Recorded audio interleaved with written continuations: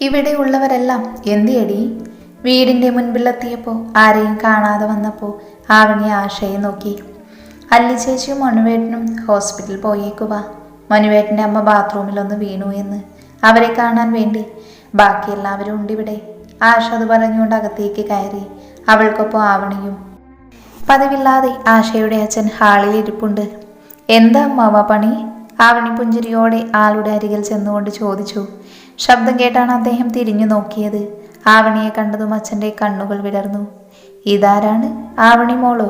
അച്ഛൻ ചിരിയോടെ അവളെ നോക്കി. ആശ അപ്പോഴേക്കും അടുക്കളയിലേക്ക് നടന്നു. ആവണി അച്ഛനോട് കുശലം പറഞ്ഞുകൊണ്ടിരുന്നു. സാധാരണ വരുന്ന സമയങ്ങളിൽ അങ്ങനെ അമ്മാവനെ കാണാറില്ല. മിക്കപ്പോഴും കടയിലായിരിക്കും, അല്ലെങ്കിൽ മറ്റെന്തെങ്കിലും കാര്യത്തിന് പുറത്തേക്ക് പോയിട്ടുണ്ടാവും.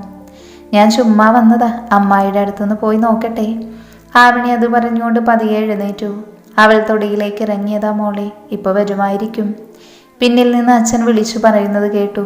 അടുക്കളയിലേക്ക് പോകുന്നത് നിർത്തി പതിയെ അജിത്തിൻ്റെ മുറിയിലേക്ക് നോട്ടമിട്ടു. തിരിഞ്ഞമ്മാവനെ നോക്കുമ്പോൾ പുള്ളിക്കാരൻ വീണ്ടും ടി വിയിൽ ശ്രദ്ധിച്ചുകൊണ്ടിരിപ്പാണ്. ആശയാണെങ്കിൽ മുറ്റത്തും. ആവണിക്ക് എന്തോ ഐഡിയ തോന്നി.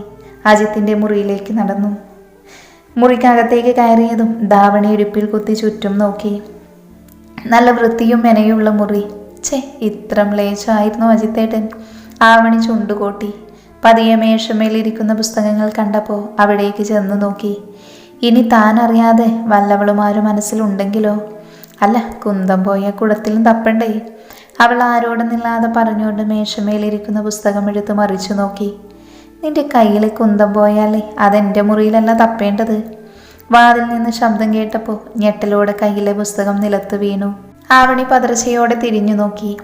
പുരികം പൊക്കി തന്നെ സൂക്ഷിച്ചു നോക്കുന്ന അജിത്ത് ആവണി നന്നായി ഒന്ന് ചിരിച്ചു കാണിച്ചു. അത് പിന്നെ അജിത്തേട്ടാ, ഞാൻ വെറുതെ. ആവണി പെട്ടെന്ന് തന്നെ കുനിഞ്ഞു പുസ്തകം എടുത്ത് മേശമേൽ വെച്ച് പുറത്തേക്ക് നടക്കാനൊരുങ്ങി. കാലമാടൻ വടി പോലെ വാതിൽക്ക് നിൽക്കുവല്ലേ. അവൾ പോകാൻ നിന്നപ്പോഴേക്കും കൈവലിച്ച് അകത്തേക്കിട്ടു. അജിത്ത് പുറത്തേക്കൊന്ന് പാളി നോക്കി. അച്ഛൻ ഉമ്രത്തേക്ക് ഇറങ്ങിയിട്ടുണ്ട്. അമ്മയും ആശയും തൊടിയിലാണ്. അവൻ വാതിൽ ചാരി കൈ പിണച്ചു കെട്ടി അവളെ തന്നെ നോക്കി. കക്കാൻ ഇറങ്ങിയതാണോ? അജിത്ത് അവളെ നോക്കി നന്നായി പുച്ഛിച്ചു. എന്ത് ആ ചട്ടകേറിയ ബുക്കോ? ആവണി അതിലേറെ പുച്ഛമുഖത്ത് വാരി വിതറി. അജിത്ത് അവളുടെ അടുത്തേക്ക് നടന്നു വന്നു. ഈശ്വര, 2 എണ്ണം തരാനും മടിക്കാത്ത സാധനമാണ്. മുൻപ് നടുവടിച്ചിട്ടവനാ. നീ തന്നെ എന്നെ കാത്തോളേ. ആവണി ആരോടൊന്നില്ലാതെ പറഞ്ഞു. അപ്പോഴേക്കും അജിത്ത് അടുത്തെത്തി കഴിഞ്ഞിരുന്നു. എൻ്റെ മുറിയിലുള്ള എല്ലാം എൻ്റെയാ. അജിത്ത് അവളെ ചൂഴ്ന്നു നോക്കി. ആവണി ഇവനിത് എന്ത് തേങ്ങയാ പറയുന്നതെന്ന മട്ടിൽ കിളി പോയി നിൽപ്പാണ്. നീ പൈങ്കിളി കഥയിൽ വായിച്ചിട്ടില്ലേ? നായകൻ്റെ മുറിയിൽ കയറുന്ന നായിക, ആ ടൈമിൽ തന്നെ അവിടേക്ക് വരുന്ന നായകൻ വാതിൽ കുറ്റിയിട്ട് അവൾക്കൊരു ഉമ്മയും കൊടുത്ത് ഒരൊറ്റ പറച്ചില്ല, നീ എൻ്റെ ജീവനല്ലേ എന്നൊക്കെ.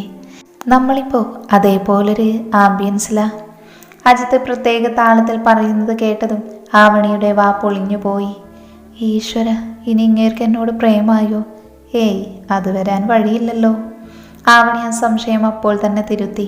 അപ്പോഴേക്കും അജിത്ത് അവളുടെ തൊട്ടരികിൽ വന്നിരുന്നു. അവളെ ആകെ വെട്ടിവീർത്തു. അവളെ തന്നെ കണ്ണെടുക്കാതെ നോക്കുകയാണ് അജിത്ത്. അവളുടെ കണ്ണുകൾ പിടഞ്ഞു. ഉമിനീർ ബന്ധപ്പെട്ട് ഇറക്കിക്കൊണ്ട് അവനെ നോക്കി.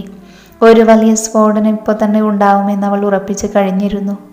2 നിമിഷം അങ്ങനെ തന്നെ നിന്നതിന് ശേഷം അവൻ തന്നെ തിരിഞ്ഞു നടന്നു. ആവണി അവനെ മനസ്സിലാവാതെ നോക്കി. പോവാൻ നോക്ക്, അവൻ ശബ്ദം കടുപ്പിച്ച് തന്നെ പറഞ്ഞു. കിട്ടിയ ചാൻസിൽ ആവണി വാതിൽക്കലേക്ക് ഓടി. ഡി, ഒന്ന് നിന്നേ. പിന്നിൽ നിന്ന് വീണ്ടും അവൻ വിളിക്കുന്നത് കേൾക്കെ അവൾ വെപ്രാളത്തിൽ തിരിഞ്ഞു നോക്കി. അന്ന് പപ്സ് കഴിക്കാൻ വന്നവൻ ഏതാ? അജിത്ത് മടിച്ചാണ് ചോദിച്ചത്. ആവണിക്ക് ചിരി വന്നുപോയി. എൻ്റെ അടുത്ത കൂട്ടുകാരനാണ്. ചുണ്ടിലൊരു ചിരി ഒളിപ്പിച്ചു വെച്ച് അതേ ഗൗരവത്തിൽ തിരിഞ്ഞു പറഞ്ഞുകൊണ്ടവൾ തിരിഞ്ഞു നടന്നു. മുൻപിൽ നിൽക്കുന്ന ജോർജിന് പകപ്പോടെ നോക്കി നിൽക്കുകയാണ് വിവി. അവൻ്റെ മനസ്സിൽ അച്ഛൻ്റെ മുഖം ഓർമ്മ വന്നു. അതോടൊപ്പം തന്നെ മുഖം വലിഞ്ഞു മുറുകി. ചാരു അവൻ്റെ കൈകളിൽ പിടിച്ചൊന്നും ചെയ്യരുതെന്ന് കണ്ണുകൊണ്ട് കാണിച്ചു. അവൻ പക്ഷേ മറ്റൊരു മാനസികാവസ്ഥയിലായിരുന്നു. മുൻപിൽ നിൽക്കുന്നത് താൻ വെറുക്കുന്ന, അത്രയേറെ തന്നെ ദ്രോഹിച്ച ഒരുവൻ.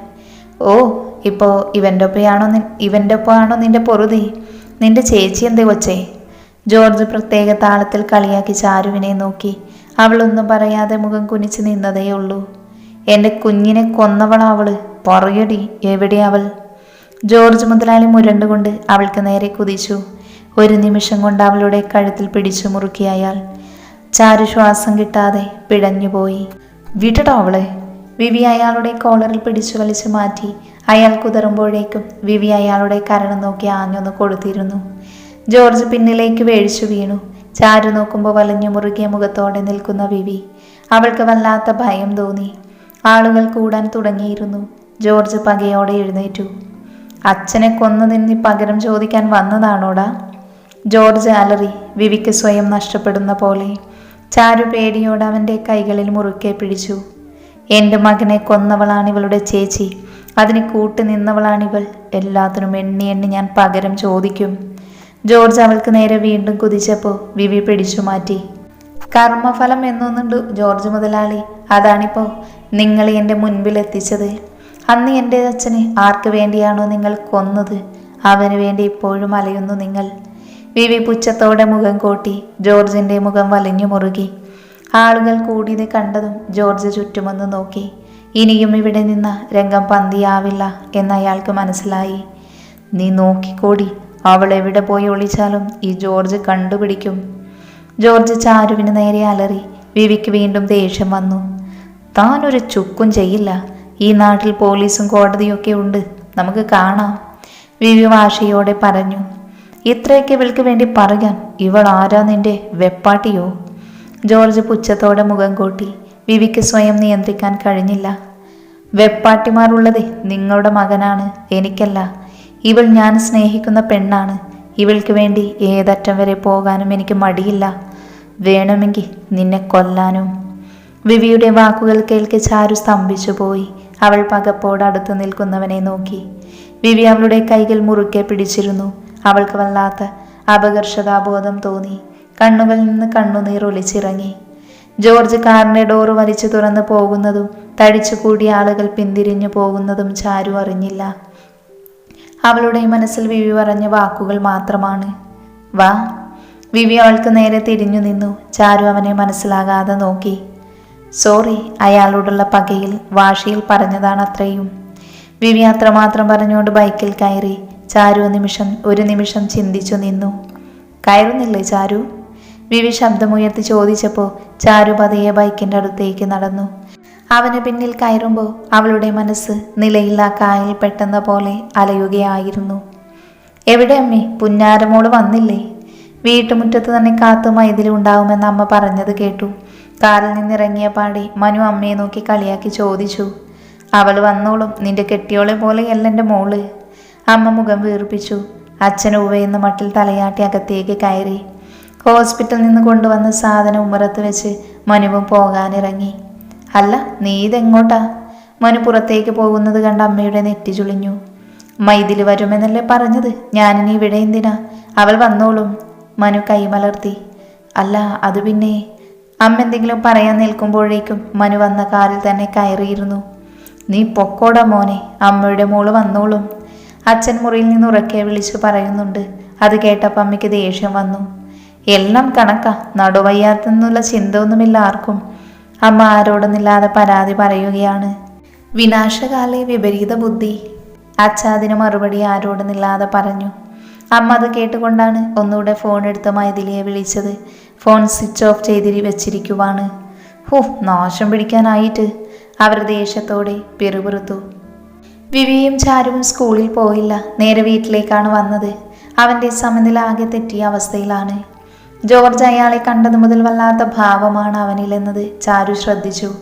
അവൻ്റെ മുഖഭാവം കാണി അവൾക്ക് വല്ലാത്ത പേടി തോന്നി. ഇറങ്ങ്. വീടിൻ്റെ മുൻപിൽ ബൈക്ക് നിർത്തി ആജ്ഞ പോലെ പറയുന്നത് കേട്ടപ്പോൾ അവൾ പേടിയോടെ ഇറങ്ങി. വിവിയുടെ ചോദ്യത്തിന് എങ്ങനെ അഭിമുഖീകരിക്കുമെന്നതായിരുന്നു അവളുടെ ചിന്തയപ്പോൾ. അയാളെ കണ്ട കാര്യം അമ്മയോട് പറയരുത്. അതൊരു താക്കീത് പോലെയായിരുന്നു. ചാരു അതിന് പതിയെ തലയാട്ടി. അല്ലെങ്കിലും ആ അമ്മയെ വേദനിപ്പിക്കാൻ അവളും ആഗ്രഹിച്ചിരുന്നില്ല. നിങ്ങളെന്താ മക്കളെ തിരിച്ചു പോന്നത്? അമ്മ അപ്പോഴേക്കും ബൈക്കിൻ്റെ ശബ്ദം കേട്ട് ഉമ്മറത്തേക്ക് ഇറങ്ങി വന്നു. ചാരുവിനെ നോക്കി നിന്ന വിവിയുടെ മുഖഭാവം പെട്ടെന്ന് മാറി. അവൻ അമ്മയെ നോക്കി പുഞ്ചിരിച്ചു. വല്ലാത്ത തലവേദന അമ്മേ. അവൻ അത്രയും പറഞ്ഞുകൊണ്ട് അകത്തേക്ക് കയറിപ്പോയി. നിനക്ക് വയ്യെങ്കിൽ ഈ കൊച്ചിനെ ബസ് സ്റ്റോപ്പിലേക്ക് വിട്ടൂടായിരുന്നോടാ? അമ്മയുടെ ഒച്ച പിന്നിൽ നിന്ന് കേട്ടെങ്കിലും തിരിഞ്ഞു നോക്കിയില്ല അവൻ. നേരെ റൂമിൽ കയറി വാതിലടച്ചു. ചാരുവും ഒന്നും മിണ്ടാതെ മുറിയിൽ ചെന്നു. ആദ്യം തന്നെ കൊണ്ടുവന്ന ബാഗ് എടുത്ത് അതിലേക്ക് തൻ്റെ ഡ്രസ്സുകൾ എടുത്തു വെച്ചു. ഇനിയും ഇവിടെ നിൽക്കാൻ വയ്യ. ബാഗ് പാക്ക് ചെയ്ത് വെച്ച് നേരെ അമ്മയുടെ അടുത്തേക്ക് പോയി. അമ്മ ഉച്ചത്തേക്കുള്ള കറി ഉണ്ടാക്കുകയാണ്. അമ്മേ, ഒരു സ്ഥലം ശരിയായിട്ടുണ്ട്. ഞാൻ അങ്ങോട്ടേക്ക് മാറിയാലോ എന്ന് ആലോചിക്കുകയാണ്. അമ്മ മനസ്സിലാവാതെ തിരിഞ്ഞു നോക്കി. ആ മുഖത്ത് ഞെട്ടൽ പ്രകടമാണ്. മോള് ശരിക്കും തീരുമാനിച്ചിട്ട് തന്നെയാണോ? ആ അമ്മ വാത്സല്യത്തോടടുത്ത് വന്ന് തലമുടിയിൽ തഴുകി. ചാരുവിൻ്റെ കണ്ണുകൾ അറിയാതെ നിറഞ്ഞു. അതെ അമ്മേ, ചേച്ചി ശരിയാക്കി തന്നതാണ്. ഇവിടെ നിന്ന് പോകാൻ ഇഷ്ടമില്ല, പക്ഷെ പോയേ പറ്റൂ. കളവാണ് പറഞ്ഞത്, പക്ഷെ പറഞ്ഞേ പറ്റൂ. താൻ കാരണം ഇനി ഈ കുടുംബത്തിനൊന്നും വന്നുകൂടാ. പോകരുത് മോളെ എന്ന് പറയണമെന്നുണ്ട്. പറഞ്ഞാ മോള് അനുസരിക്കുമോ? ആ അമ്മയുടെ കണ്ണുകൾ നിറഞ്ഞു വന്നു. ചാരു അമ്മയെ കൈകളിൽ മുറുക്കെ പിടിച്ചു. പോകണോ അമ്മേ? അത്രമാത്രം പറഞ്ഞുകൊണ്ട് ഒഴുകിയിറങ്ങിയ കണ്ണുനീർ തുടച്ചു കളഞ്ഞവൾ പുറത്തേക്കിറങ്ങി. വിവിയുടെ മുറിയിലേക്കൊന്ന് നോക്കി. ആ മുറിയുടെ വാതിൽ അടച്ചിട്ടിരിക്കുന്നു. അവൾ ബാഗെടുത്ത് വീടിന് പുറത്തേക്കിറങ്ങി. അമ്മ ഉമ്മറത്തേക്ക് വരും മുൻപേ ആ വീടിൻ്റെ ഗേറ്റ് കടന്ന് പോയിരുന്നു അവൾ. മനു ബസ് സ്റ്റോപ്പിൽ വന്ന് നോക്കുമ്പോൾ ആളുകൾക്കിടയിൽ അല്ലി നിൽപ്പുണ്ട്. അവനെ കണ്ടത് ഒന്നുകൂടെ മുഖം വീർപ്പിച്ച് കെട്ടി തിരിഞ്ഞു നിന്നു. മനുവിനത് കാണെ ചിരി വന്നു. അവൻ ബൈക്ക് ഓഫ് ചെയ്ത് അവൾക്കരികിൽ വന്നു നിന്നു. അമ്മയായി പോയില്ലേ? പുള്ളിക്കാരി ആ 10 മാസം വല്ല കുരുത്തക്കേട് ഒപ്പിച്ചിരുന്നുവെങ്കിൽ നിനക്കിങ്ങനെ ഒരു കെട്ടിയോനെ കിട്ടുമോടി? മനുവിൻ്റെ പറച്ചിൽ കേട്ടതും അവൾ ഒന്നുകൂടി കൂർപ്പിച്ചു നോക്കി അവനെ. വാ, വന്ന് ബൈക്കിൽ കയറ്, ആളുകൾ നമ്മളെ ശ്രദ്ധിക്കുന്നു. മനു പറയുന്നത് കേട്ടപ്പോഴാണ് അവൾ ചുറ്റും നോക്കുന്നത്. ചിലർ തങ്ങളെയാണ് നോക്കുന്നത്. അല്ലിയൊന്നും മിണ്ടാതെ അവൻ്റെ പിന്നാലെ പോയി. ബൈക്കിൽ അവൻ്റെ പിന്നിൽ കയറുമ്പോഴും ഒന്നും മിണ്ടിയില്ല. ബൈക്ക് പതിയെ സ്റ്റാർട്ടാക്കി. ഇനി ആ മുഖം ഒന്നയക്കാം. മനു കണ്ണാടിയിലൂടെ പിന്നിലെ മുഖം വീർപ്പിച്ച് നിൽക്കുന്നവളെ കുസൃതിയോടെ നോക്കി. അല്ലി അവൻ്റെ തോളിൽ ഒരു നുള്ളു നുള്ളി. നിങ്ങളുടെ അമ്മയ്ക്ക് എത്ര കിട്ടിയാലും നന്നാവില്ല. അല്ലി പെറുപിറുത്തു. മനു അത് കേൾക്കെ ചിരിച്ചുപോയി. പ്രായമായതല്ലടി, വിട്ടുകളാ. മനു സമാധാനിപ്പിക്കാൻ ശ്രമിച്ചു. ഓ, പൊന്നുമോള് വന്ന് നോക്കുമെന്ന് കരുതിയാണ് ഇരിക്കുന്നത്. അങ്ങനെ ഇരിക്കത്തേ ഉള്ളൂ. ദേ, കുറച്ചു മുൻപ് ഞാൻ കണ്ടതാ അവളും കെട്ടിയവനും കൂടി ബസ് സ്റ്റോപ്പിന് മുൻപിലൂടെ പോകുന്നത്. അല്ലി പറയുന്നത് കേൾക്കെ മനു സത്യമാണോ എന്ന മട്ടിൽ കണ്ണു വിടർത്തി പിന്നിലേക്ക് നോക്കി. എന്തിനാ മനുവേട്ട അമ്മ ഇങ്ങനെ വെടിയാവുന്നത്? അല്ലിക്ക് സത്യത്തിൽ സങ്കടമാണ് തോന്നുന്നത്. ഈ ദേഷ്യത്തിനുള്ളിൽ മനുവിൻ്റെ അമ്മയോട് സഹതാപം തോന്നുന്നു. നീ അത് വിട്, എല്ലാം ഒരിക്കൽ നേരെയാവും. മനു അവളെ ആശ്വസിപ്പിക്കാൻ ശ്രമിച്ചു. പക്ഷേ അതൊന്നും നടക്കാൻ പോകുന്നില്ലെന്ന് അവന് നല്ല ബോധ്യം ഉണ്ടായിരുന്നു. സ്കൂളിലോട്ടാണോ പോകേണ്ടത്? മനു തിരിഞ്ഞവളെ നോക്കി. അല്ലെങ്കിൽ ഒരുപാട് ലീവ് എടുത്തതാ, ഇനി എടുക്കാൻ വയ്യ. അവൾ പറയുന്നത് കേട്ട് മനു നേരെ സ്കൂളിലേക്കുള്ള റൂട്ടിലേക്ക് വണ്ടി തിരിച്ചു. നീ എന്ത് വൈകിയേ? വീട്ടിലേക്ക് വരാൻ വൈകിയ ആവണിയെ കണ്ടതും അമ്മ സംശയത്തോടെ നോക്കി. അമ്മായി പറമ്പിലായിരുന്നു. അവൾ അലസമായി മറുപടി പറഞ്ഞുകൊണ്ട് അകത്തേക്ക് കയറി. ആവണിയെ കാണാതപ്പോൾ അമ്മ തന്നെ വിളിച്ചിരുന്നു. അമ്മായിയുടെ കൂടെ പറമ്പിൽ തെണ്ടി നടന്നിട്ടുണ്ടാകുമല്ലേ? ചക്ക വീണോ എന്ന് ചോദിച്ചപ്പോൾ മുയൽ പറ്റൂ എന്നുള്ള മറുപടി കേട്ടപ്പോഴേ അമ്മ ഊഹിച്ചു. ആവണി തിരിഞ്ഞു നോക്കി നന്നായൊന്ന് ചിരിച്ചു. പോയി കുളിച്ചിട്ട് വാ, അമ്മ കണ്ണുരുട്ടിക്കൊണ്ട് പറഞ്ഞതും ആവണി അനുസരണയോടെ തലയാട്ടി അകത്തേക്ക് ചാടി തുള്ളിപ്പോയി. ഇങ്ങനെ ഒരു കുരുത്തം കെട്ട പെണ്ണ്, അമ്മ പിറുപിറുത്തു. അമ്മായിയെ ഇരുട്ടത്ത് ടോർച്ചിലടിച്ചു വരുന്ന നിഴൽ കണ്ടപ്പോൾ ആവണിയുടെ അമ്മ സംശയത്തോടെ തിരിഞ്ഞു നോക്കി. ആരാ അത്? അവർ സംശയത്തോടെ ചോദിച്ചു. ഇത് ഞാനാ, അജിത്ത്. അവൻ കോലായിലേക്ക് കയറി. കയ്യിൽ 2 വലിയ കവറും പാത്രവും ഒക്കെ ഉണ്ട്. ആ, കയറാജ് മോനെ, അവർ പുഞ്ചിരിയോടെ പറയുന്നത് ഹാളിൽ നിന്ന് ആവണി കേട്ടു. അവൾ കുളിക്കാൻ പോകാതെ തിരിച്ചുമ്പറത്തേക്ക് തന്നെ വന്നു. ഡി, നീ അജിമോന് കുടിക്കാൻ എന്തെങ്കിലും എടുത്തേ. അവൾ വന്നു നിൽക്കുന്ന കാണി അമ്മ പറഞ്ഞു. അജിമോന് കുടിക്കാനേ ഹോർലിക്സ് കലക്കി തരാം ഞാൻ. അവൾ മുഖം കൂട്ടി പിറുപിറുത്തോണ്ട് അടുക്കളയിലേക്ക് നടന്നു. ദാവണി ഇടുപ്പിൽ കുത്തി ഫ്രിഡ്ജിലുണ്ടായിരുന്ന മോരെടുത്ത് വെള്ളം നീട്ടി സംഭാരം ഉണ്ടാക്കി. അപ്പോഴേക്കും അമ്മ വലിയ കവറും കൊണ്ട് അടുക്കളയിലേക്ക് വന്നു. നീ ഇത് മറന്നു വെച്ചോ അവിടെ? ഒരു ശ്രദ്ധയുമില്ലാതെ നടന്നോളണം കേട്ടോ. പാവം ആ കുഞ്ഞ് ഇത്ര ദൂരം വന്നു. അമ്മ നല്ലതുപോലെ ശകാരിച്ചു. ശരിയാണ്, അമ്മായി പോകുമ്പോൾ കൊണ്ടുപോകണമെന്ന് പറഞ്ഞു വെച്ച സാധനമാണ്. തിരിച്ചു പോന്നപ്പോൾ എടുക്കാൻ മറന്നുപോയി. വെള്ളം കൊണ്ടു കൊടുക്ക അജിമോന്. ഞാൻ ഈ സാധനങ്ങൾ ഒതുക്കി വെക്കട്ടെ. ഇതിൽ കപ്പ പുഴുങ്ങിയതൊക്കെയുണ്ട്.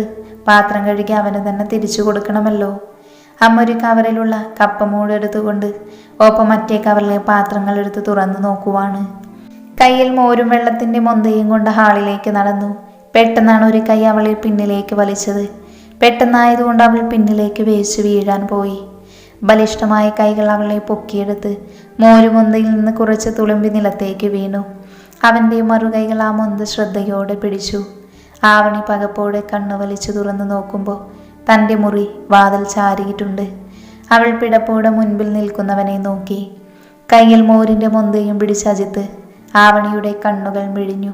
അവളുടെ തലയിൽ ഒരു ബുദ്ധി ഉദിച്ചു. ഇതിപ്പോ എൻ്റെ മുറി, ഇവിടെയുള്ള എല്ലാ സാധനങ്ങളും എൻ്റെയാണ്.